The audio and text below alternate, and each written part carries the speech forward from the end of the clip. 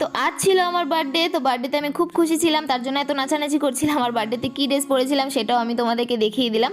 যাই হোক, ওসব করার পরে আমি বেরিয়ে পড়েছিলাম মন্দিরে পুজো দিতে। তো আমি আর নিকিতায় বেরিয়ে পড়েছিলাম। আর বার্থডেতে আমি কিছু একটা স্পেশাল করতে চেয়েছিলাম, কিন্তু ওটা হয়নি।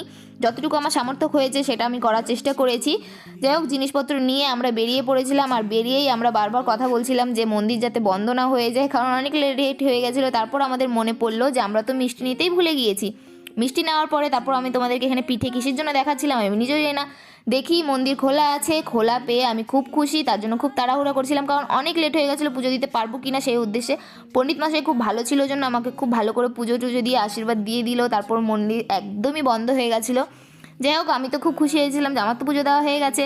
বাইরে এসে বাইরে যারা যারা ছিল তাদেরকে আমি যা যা জিনিস নিয়ে এসেছিলাম তাদেরকে একটু দিয়ে দিলাম। আর ওদের থেকে অনেক অনেক আশীর্বাদ নিলাম, কারণ ওদের আশীর্বাদগুলো আমার খুব ভালো লাগে।